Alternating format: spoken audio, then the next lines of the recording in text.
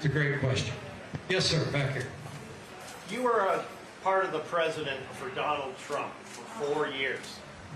With what you know, do you believe Donald Trump belongs in jail for the alleged crimes he committed? I need to know this. I'm an independent. I would like to know this.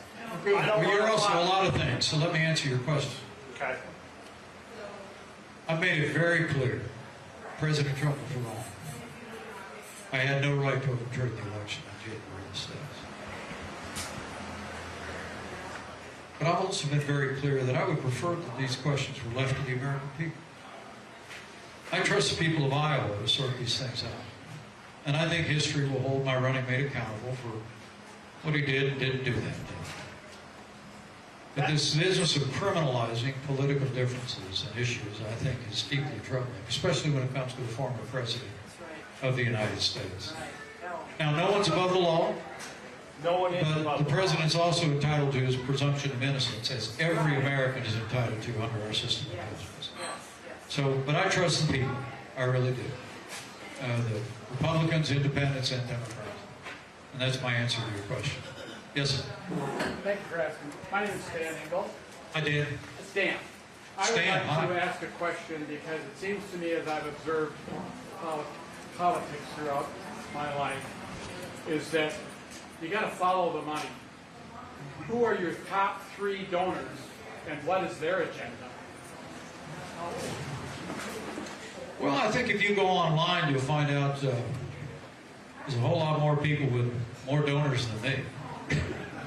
Exactly. That's why I'm asking. Yeah, the truth is, look, we've benefited from some support. There's a super PAC out of Dallas, Texas, that you can look at who the supporters are.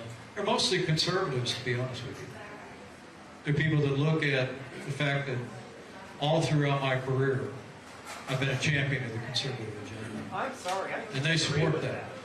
They do. I think half this country... Now, if you'll excuse me, sir, if you'll excuse me, I'm answering Stan's question. Okay. I really do believe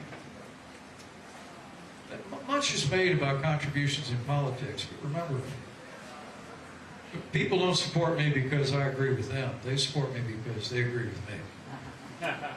It's true. Now, you can decide whether that's true of anybody else. But I also want to say to you, I'm somebody that believes in a free society, people ought to be able to support who they want to support. I mean, I got a lot of competitors in this race. They've got a whole lot more money than me. I don't begrudge them raising that money. That's fine. People are entitled to support them. Give them the resources they want to give. I just think the key with campaign finance, which is something I've been involved in for a long time, not on the receiving end, but in reform, is what you want full and immediate disclosure of contributions to the American public. So you can answer the question, you can get on your phone and answer the question about my contributions and anybody else's.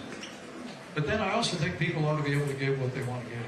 And I think there's greater accountability to that. In the state of Indiana, look, when I was elected governor, I mean, we had a system where people could contribute what they want, various campaigns. A Democrat opponent raised his money, we raised our money, and we went out and told our story, and voters decided.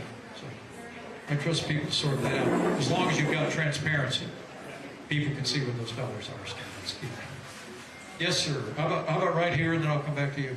Okay. Thank you. The problems that we're facing on Social Security